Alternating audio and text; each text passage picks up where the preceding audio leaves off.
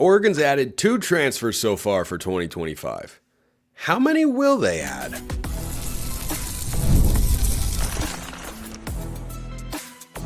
You are Locked On Ducks, your daily podcast on the Oregon Ducks. Part of the Locked On Podcast Network, your team every day. Yes, it is that time. Once again for Locked On Ducks, I'm your host, Spencer McLaughlin. Thank you so much for making this your first listen or your first view of the day. Part of the Locked On Podcast Network, your team every day, and your number one source to stay up to date with the Ducks. This episode brought to you by the College Football Playoff. It's here, and you don't want to miss a moment of the action. The College Football Playoff, presented by Allstate, begins with 4 first-round games, December 20th and 21st. That's this Friday and Saturday on ESPN, ABC, TNT, and Max. Portal talk, a little bit more portal talk, and thoughts on players opting not to be on rosters for the College Football Playoff, because it's not unique to Oregon.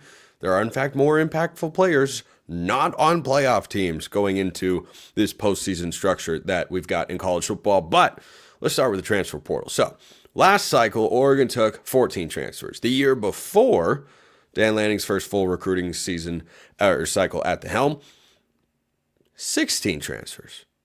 Does that mean we're going to have a natural progression and step down to 12?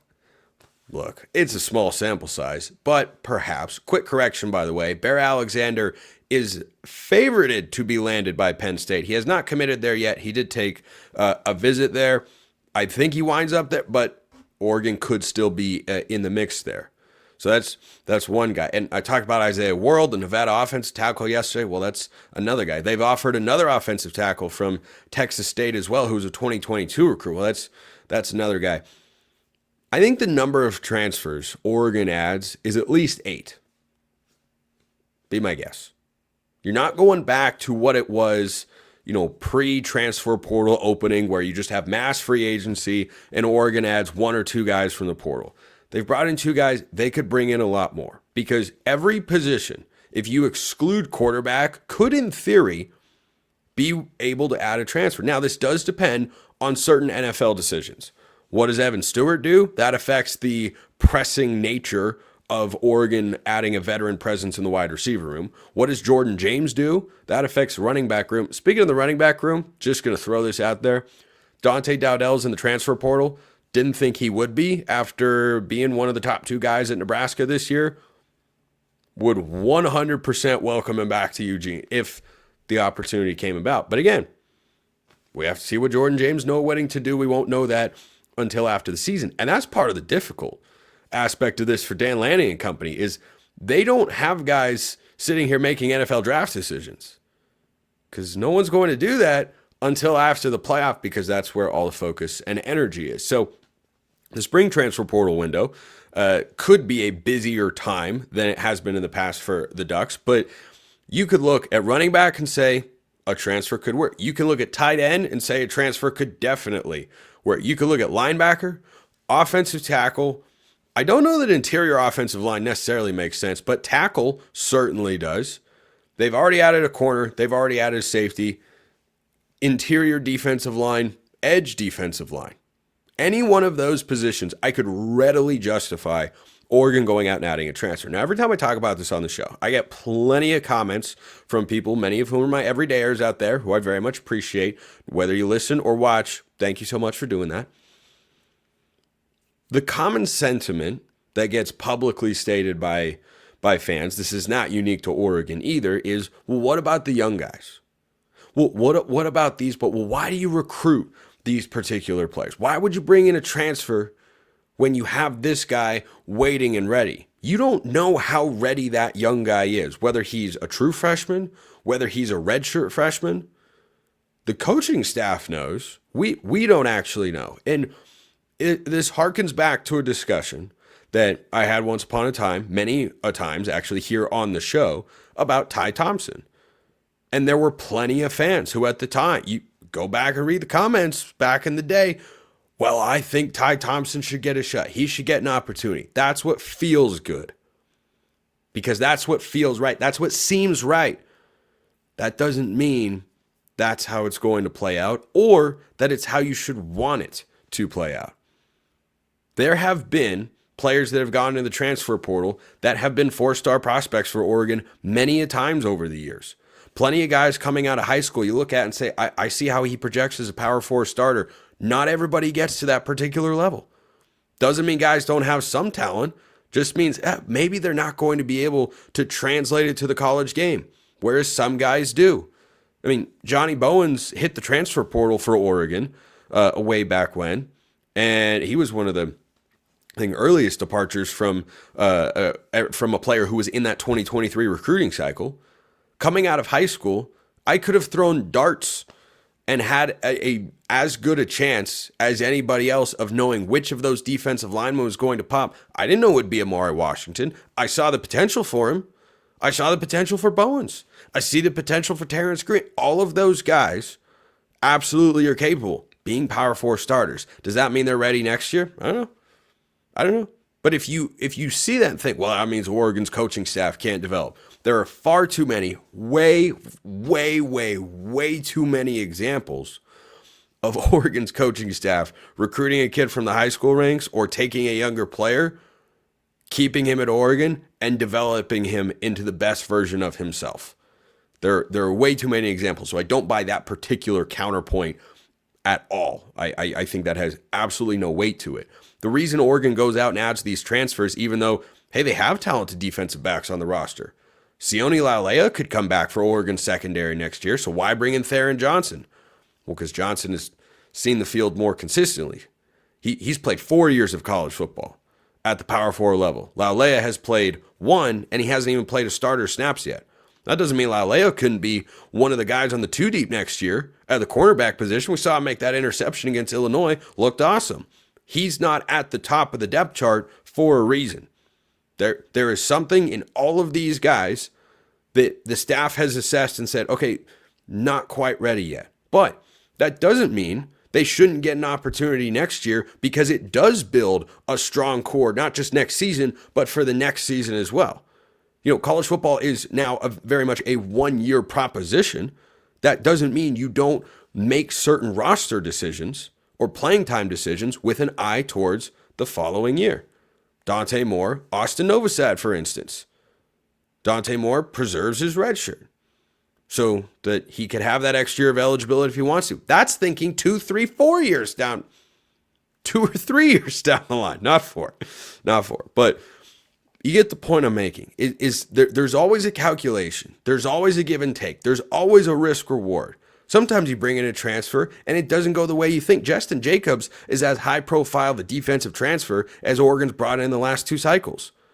He's been a player on Oregon's defense. Has never been what it looked like he could be. He's been solid. He's been fun. He's consistently been one of the 4 best linebackers, but he looked like a guy who could maybe become Oregon's best and most impactful linebacker. Hasn't ever gotten to that position. So, yeah, next year at linebacker, Jerry Mixon could step up and have a bigger role.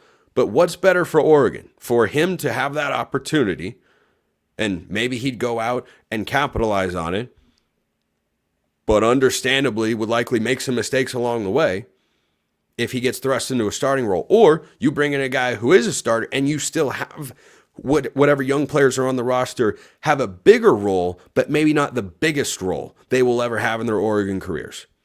That's the calculation, and this is a hard thing to do across the board. No one's going to hit 100%. You're not going to be 100% on high school recruits. You're not going to be 100% on portal guys. You bring in the most talent you can to maximize your opportunity to have the best roster possible. That's all you can do. So whether it's transfer, a guy on the roster, a high school recruit, if you see talent, you go out and get it. Are you going to be able to keep every player? No, you're not. You have to accept that as a fan. But the reason it's still worth paying attention to all of these guys, whether they come from the high school ranks or from the portal, is because it is really hard to tell, and the coaching staff can't always tell whether or not someone has the ability to become an all-conference caliber player.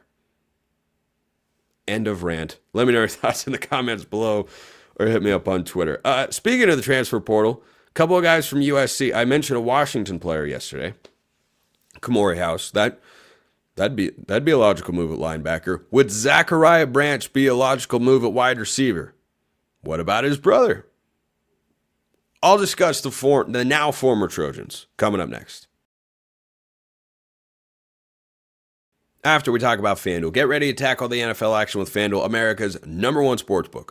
Just like Oregon's the #1 team in all the land. Right now, new customers can bet $5, get $150 in bonus bets if you win. The FanDuel Sportsbook app gives you everything you need to place live bets on the NFL all in one place. So when you get a hunch in the middle of the game, you can check out the latest stats, you can view live play-by-play, and so much more on the same page where you place your bets. Just visit FanDuel.com to join today. $150 in bonus bets if you win your first $5 bet. FanDuel.com, that is indeed the place to go. Never waste a hunch. Make every moment more, not less. You want to make it more, and you do that with FanDuel, an official sportsbook partner of the NFL. Once you check them out, go check out my friends at Prize Picks, because if you want daily fantasy, Prize Picks is the best place to get real money sports action. With over 10 million members and billions of dollars in awarded winnings, Prize Picks has made daily fantasy sports accessible to all. You pick more or less on at least 2 players for a shot to win up to 1,000 times your cash. Run your game all season long on Prize Picks, America's #1 daily fantasy sports app. See how we're rolling with number one daily fantasy, #1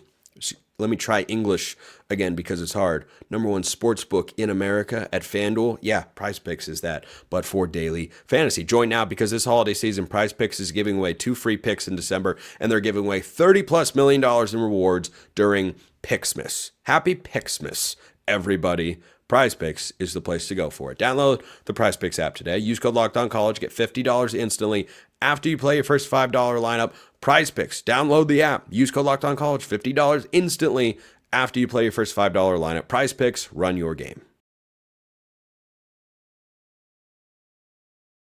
Still fighting off a little cold. I had to do a pre-sip second segment sip. How about that?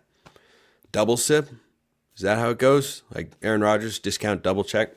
Love that celebration. Okay, anyway, let's talk about Zachariah Branch. So, Zachariah Branch was a prized recruit of the 2023 cycle for Lincoln Riley and Company, one of several 5-stars that USC had. And I'm sure there are many Oregon fans that will enjoy what appears to me the demise of USC football at the moment. They still have Lincoln Riley, but they lost a defensive line coach, I believe, went to be the head coach at Fresno State. They lost their offensive line coach. They've had 18 players leave the program right now. Things have not been good. Could Oregon benefit from that? Yes, absolutely. Zachariah Branch is a guy that I am interested in. Notice I said interested, not all in. Much like Deuce Robinson, I am interested in adding a USC wide receiver, not all in. They also had Keon Ware-Hudson's brother Kobe transfer, but he has officially committed to Penn State. It's a good pickup for the Nittany Lions on the perimeter. He's a good player. So first thing with Zachariah Branch is the indications have been that he and his brother Zion are a package deal. Zion Branch is a safety. He was a highly coveted 4-star recruit as well.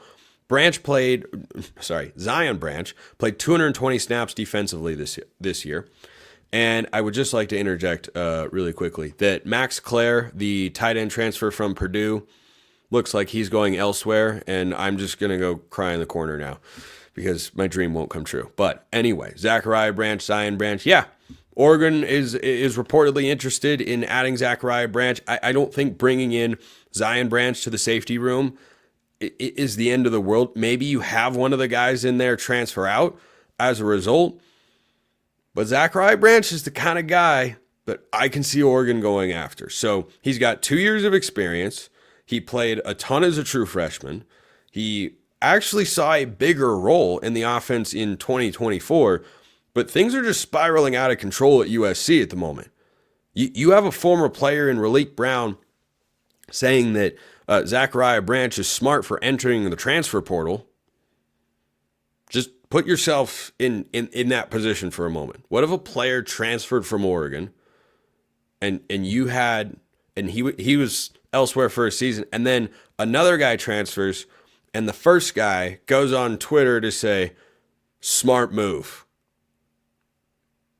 Feels like a shot at the head coach and the culture of the program, doesn't it? Really, really does. So Oregon could benefit from that because Branch is a really talented player. But that's just how things are going. USC has to make a bunch of transfer portal moves. Oregon only needs to make a handful. So Branch had just over 300 yards on 30 receptions or so in his first season. He had over 40 receptions this year.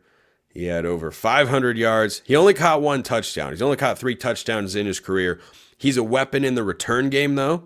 This wouldn't be the first time Oregon had brought in a transfer wide receiver from USC. Gary Bryant Jr. is a one-time USC Trojan as well. Another guy whose decision is, we'll see, up in the air, could come back for a 6th season of college football because he had the COVID year when he started, and then he redshirted his final year at USC. So then you have 1 and 2, and then the redshirt, and then 3, and then boom, you can get a 6th year, and that's college football. But hey, we're almost completely out of that era. I don't know if we'll ever get out of the era of the extra COVID year and such, which I think is the right call for the record. But I'm interested in Zachariah Branch because he feels like Evan Stewart to me, not stylistically. His play style is different. He, frankly, kind of reminds me of Decorian Moore, who I expect to play as a true freshman in 2025. Wouldn't be shocked if he doesn't. Would be a little surprised if he didn't. But bringing in those sorts of guys, hey, I'm here for it because Evan Stewart spent 2 years at Texas A&M, and there were times where you saw glimpses of that 5-star dynamic playmaker potential, but it just never quite clicked, and the program wasn't run correctly, and the quarterbacks were a revolving door. If I'm Dante Moore, I'd be super down to have Decorian Moore on one side, Zachariah Branch on the other, and then work in a bunch of other wide receivers for the Ducks, guys like Justice Lowe or Jerion Dickey, Kyler Casper, Jeremiah McLaughlin, whoever works their way up the depth chart. One of many position group depth chart battles I'm interested to see in the offseason. Wide receiver at or near the top of that particular list. So the package deal thing with his brother, not a deal breaker for me. Really at all. You know, Jerion Dickey's on the roster. His brother is on the roster, and I don't think will ever be a major player for Oregon. As for Jerion, we'll see what happens come 2025. But yeah, Zachariah Branch, I'd be interested. I'd be interested. I don't think it's somebody who, if they don't get, I'm going to, curl up in the fetal position as I am with Max Clare. Metaphorically, like I'm kind of joking there, just because I made that prediction, I believe, in my reaction show after the Purdue game earlier this year, where I said, hey, I think Oregon should go get that guy. He hits the portal. It looks like he'll stay in the Big Ten, maybe go to a Michigan and such. But yeah, if Oregon got Zachariah Branch, that'd be a pretty good move. Plus, there's always the jab factor. Just another jab at USC. Because Oregon's been winning a lot of recruiting battles. Oregon's recruiting very well. USC looked like they were going to have a great recruiting class in 2025, and it didn't go as well as Trojan fans were hoping for, per se. But Oregon has not had that problem as they've moved their class into the top 5 overall in 2025. Oregon is sitting at number 3. USC's at 14. It's not like they're bad, but they were looking like they were going to bring in the first major defensive haul that they've kind of been waiting for, and then a bunch of those guys decommitted. So it'd certainly be another jab in USC's direction. It's their fault Oregon's in the Big Ten in the first place, but hey, so far so good. Oregon wins the league in its first season. So then, question here came in from Barry, which I think is a valid one. Hey, Spencer, just a quick idea to address on the pod in light of these 2 portal studs committing to Oregon. How should/could one respond to other fan bases trashing the Ducks for Uncle Phil's money? 1, is it confirmed that Phil Knight is offering shoe deals for kids? Feels like a rumor being spread by people who can't understand why else a kid might want to play for the Ducks. 2, should we feel bad for some reason that our alumni are, quote, buying a trophy? I'll go to the first one first on the shoe deal. Can't confirm that. I've heard the same rumors that you have. Guess what? The more important answer is to question number 2 that you sent in there. Is Oregon doing anything illegal? Are they breaking rules? Because that was the problem before, right? The SEC's paying kids under the table. Well, now you can do it above board. So Oregon's got an alumni network, and yes, a very famous, well-known booster that wants the program to succeed. I'm supposed to pretend like that's a bad thing? That you have a program that people care about? That you've got fans that are that you've got one fan in particular, yes, who wants Oregon to win a national championship, I'm supposed to pretend like that's bad when it's not even illegal anymore? I don't even think it was bad to give players money when it was illegal. Oh, the SEC's been paying kids for years. Yeah, guess what? They care. That's what it showcases, is that a particular organization, in this case, a university, cares about its athletics. And you know what? I'm never going to apologize for that. You shouldn't either. Nobody should have to. So that's the first thing, is what's the appropriate level of financial commitment that doesn't make you uncomfortable? That'd be the first response. Second response, why are you only mad at Oregon? Because Phil Knight's an easy boogeyman, first of all. And second of all, because Oregon does things that annoy people, like put a giant floating duck in the river at Big Ten Media Days in July. Yeah, people have been annoyed at that stuff for a very long time. But when people are directing their ire at Oregon, it is usually out of jealousy or frustration. It is never a coherently gathered point that arrives at Oregon is the worst for all of this. Why are you mad? Whoever you're arguing with, whatever fan base he or she's from, that person probably has a reason to be annoyed that it's Oregon doing it. Because remember, who had all the buzz about the biggest NIL roster and budget in all of college football? That was Ohio State. Why aren't you mad at Ohio State? Why aren't you annoyed? Because they don't have Phil Knight. That's just the way it goes. So don't apologize for having an institution that you are rooting for that gives a rip and that wants them to win. Because let me tell you, as a Mariners fan, that's an organization with people at the top and people that have money and could invest in the team, and they actively choose not to. So yeah, I'm all in on Oregon doing whatever it takes. Oh, you're just buying a national championship. Right, because the other ones were free. Yeah, they didn't cost anything. Players didn't get any money. It's like Dan Lanning quipped back at Kirby Smart. And Kirby said, well, I want some of the NIL they have up there. And Lanning goes, yeah, amazing. Kirby brought in the #1 recruiting class. No NIL. $0. I added the $0 part. But the point stands that they wish they had what Oregon has. Well, you just have Phil. Yeah, guess what? You wish you had a Phil Knight too. That's just the way it goes. So, hope that answers your question. If that's not enough, I can talk about it more on tomorrow's show. But I have more to get to on today's show. So, players have decided to transfer away from Oregon before a potential national championship run, or at least one that they're going to attempt to make. How do we fix that? What do we think of that? Coming up next. It's that time of year. The college football playoff is back. And with the newly expanded 12-team format, which I'm historically a huge supporter of course, it's guaranteed to be bigger and better than ever. Bring you all the hard-hitting and high-flying excitement that you love. TNT Sports coverage of the college football playoff begins December 21st, starting with the college football playoff kickoff show presented by AT&T at 11 a.m. Eastern, leading into the first matchup, SMU battling Penn State, that team that Oregon defeated in the Big Ten championship game. They get a home playoff game as a punishment. Oh no, what a terrible thing for fans. No, it's a great thing for Penn State fans, and they have phenomenal fans up there. So they'll battle SMU. Then Clemson looks to upset Texas in a showdown at 4 p.m. Eastern. Don't miss a moment of the action. Watch the college football playoff presented by Allstate live on TNT, True TV, TBS, and Max. Ben, who's a Locked On Ducks insider, which you can become below as well. Link is in the description. You get a free 14-day trial. Then it's just $5 a month. You get priority mailbag access. You get all sorts of other perks as well. You can talk with me one-on-one far easier than you can via social media. So Ben says, so I have a question. I know often players opt out of bowl games. However, college football playoff is a lot bigger. Have you heard of any players this season for any team opting out of the playoffs outside of the transfer portal, of course? Not yet. Not yet. But I remember when Oregon went to the Holiday Bowl with Jeremiah Masoli, 2008, trucking a safety. I remember that vividly. The phrase meaningless bowl game hadn't been uttered yet.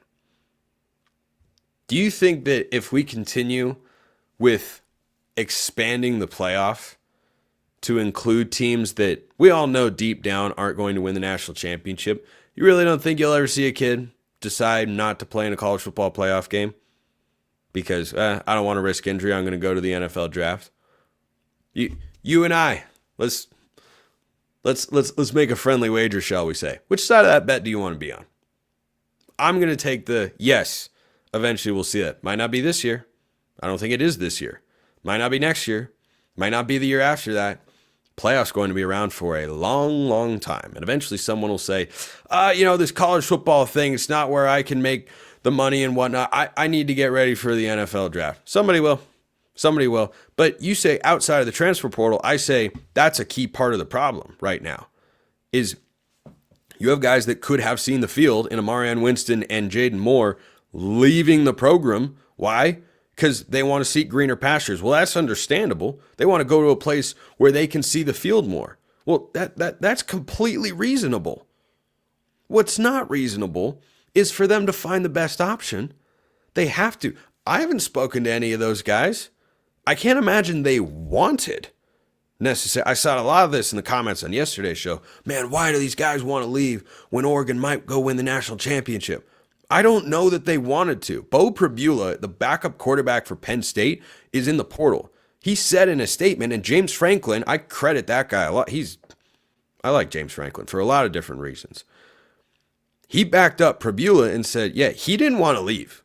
He didn't want to go.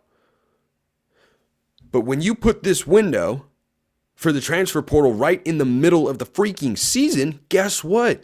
You have to go, or else you're playing a game of musical chairs, and if you wait until the spring window, well, you're not going to be able to find a chair to sit in because teams aren't going to wait around. Schools, coaches, players, they're not going to wait. They're not going to wait for you.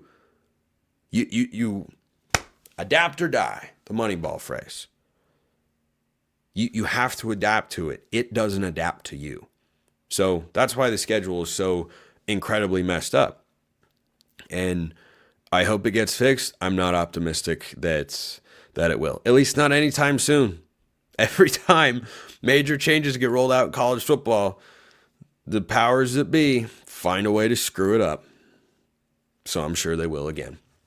This question came from Ray Daniel 1346. Curious about your thoughts and if you think that it is something that would make for better playoff seeding. What if the committee does what they do to select the 12 teams and place the top 4 as they have, meaning the top 4 get buys, I suppose, if you're a conference champion, but then for the rest of the seeding, allowing those teams themselves to have a draft to choose their opponents?